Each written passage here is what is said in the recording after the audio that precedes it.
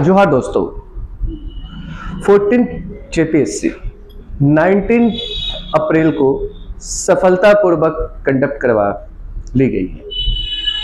सरकार और आयोग ने बहुत अच्छे तरीके से पहली बार किसी जेपीएससी के एग्जामिनेशंस को इस तरह से करवाया है और अभी तक ना तो कोई पेपर लीक की बातें उठी है, ना कुछ धांधली की बातें उठी है, ना कोई सेटिंग की बातें उठ रही है। तो पहली बार ऐसा देखा गया है कि आयोग ने पूरी ट्रांसपेरेंसी के साथ एग्जामिनेशंस को 14 जेपीएससी को करवाया है। एग्जामिनेशंस के बाद कटअप को लेके सोशल मीडिया में स्टूडेंट्स में भी महासंग्राम छिड़ जाता है, ह्यूमर्स फैलने लगती है।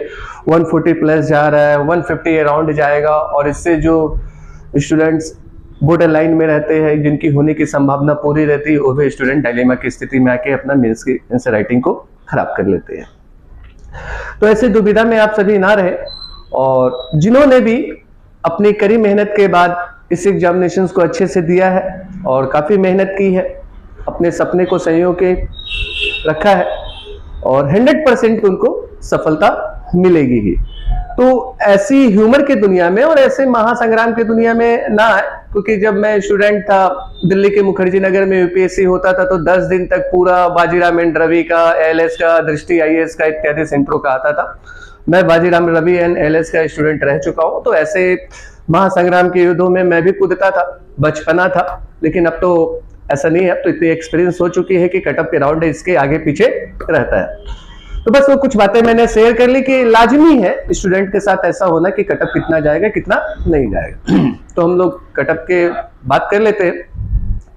अनरिजर्व का जो कटअप है, जिस भी स्टूडेंट्स का 133 प्लस है वो मेंस की तैयारी में लग जाए। 133 से 135 के बीच में जनरल का कटअप जाएगा।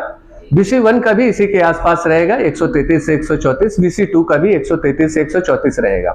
EWS का 1-2 नंबर नीचे हो सकता है, 131 से 133 हो सकती है। SC का 129 से 131 के बीच में रह सकती है और ST का 127 से 129 के बीच में रह सकती है।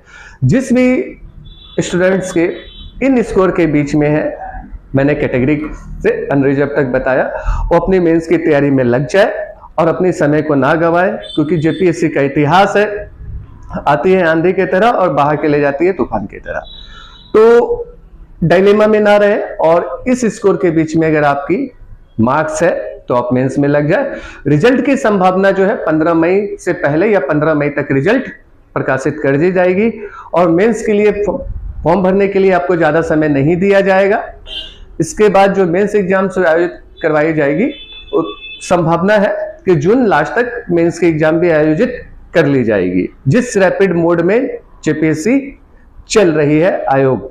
और मेंस की राइटिंग को आप अच्छे से करें, विथ डायग्राम के साथ करें और उससे अगर बेस्ट अगर आपको होना है तो आप आंसर राइटिंग रोज करें, टाइम मैनेजमेंट देखें और जो 1 साल के जितने भी घटनाक्रम झारखंड में या फिर इंडिया में घटे हैं, चाहे वो इंडियन पॉलिटी एंड कॉन्स्टिट्यूशंस को लेके हो, हिस्टोरिकल बैकग्राउंड को लेकर हो, ज्योग्राफिक कंडीशंस हो, इकोनॉमिक्स के, एनवायरनमेंट के, इकोलॉजी के, इसको ट्रेडिशन से मर्ज करके आप क्वेश्चंस को करें।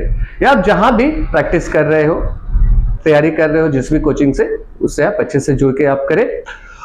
अब सवाल ये है कि इसके बाद भी अगर डायलेमा हो रही है, जैसा मार्केट में हो रहा है कि 140, 150 के राउंड जाएगा, तो मैंने अपने अनुमान आपको बता दी है और लास्ट में जेपीएससी भी मैंने कहा था 123 से 124 जाएगा, उसी के आसपास रहा था। और इस बार भी अगर कुछ ऐसा अगर ऊपर नीचे हुआ तो 1-2 क्वेश्चन अप एंड डाउन हो सकती है, क्योंकि जितनी सीटें होती है और इस बार ऐसे भी इस बार की जो वैकेंसी आई है उसमें सीटों की संख्या बहुत कम है, 103 सीट है और 15 गुना स्टूडेंट को लेना है।